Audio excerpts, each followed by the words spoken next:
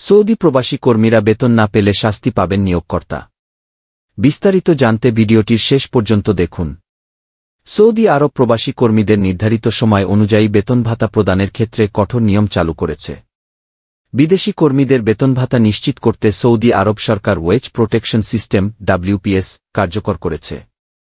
এই নতুন নিয়মের আওতায় যদি নিয়োগকর্তারা তাদের কর্মীদের বেতন নির্ধারিত সময়ে প্রদান না করেন তবে তাদের বিরুদ্ধে শাস্তিমূলক ব্যবস্থা নেওয়া হবে।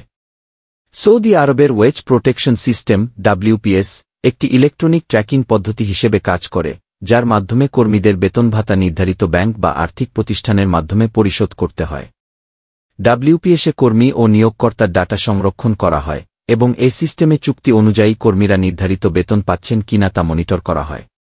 এই তথ্য সৌদি শ্রম মন্ত্রণালয় নিয়মিতভাবে পর্যবেক্ষণ করে।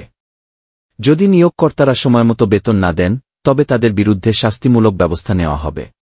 সৌদি আরবের মানব সম্পদ ও সামাজিক উন্নয়ন মন্ত্রণালয়ের তথ্য অনুযায়ী বর্তমানে সৌদি আরবে ২৭,৯০,৪২৫ জন বাংলাদেশি কর্মী রয়েছেন।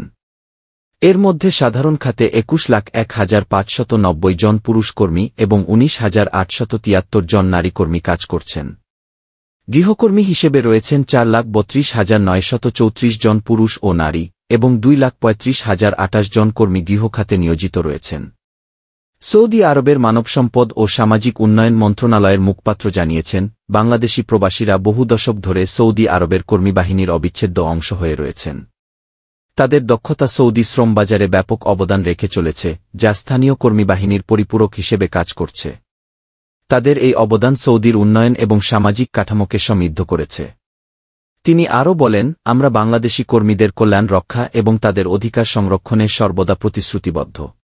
সৌদি আরবের ওয়েজ প্রোটেকশন সিস্টেম WPS প্রবর্তন প্রবাসী শ্রমিকদের জন্য একটি শক্তিশালী নিরাপত্তা ব্যবস্থা প্রদান করে, যা তাদের আর্থিক অধিকার রক্ষায় সহায়ক ভূমিকা পালন করে। এটি কর্মী ও নিয়োগকর্তার জন্য ন্যায্যতা এবং স্বচ্ছতা নিশ্চিত করতে সহায়তা করছে। এখন WPS সিস্টেম সৌদি আরবের প্রতিটি প্রতিষ্ঠান এবং কর্মীকে কভার করছে, যার মাধ্যমে বাংলাদেশি সহ অন্যান্য প্রবাসী কর্মীরা আরও বড় আকারে সুরক্ষা পাচ্ছেন।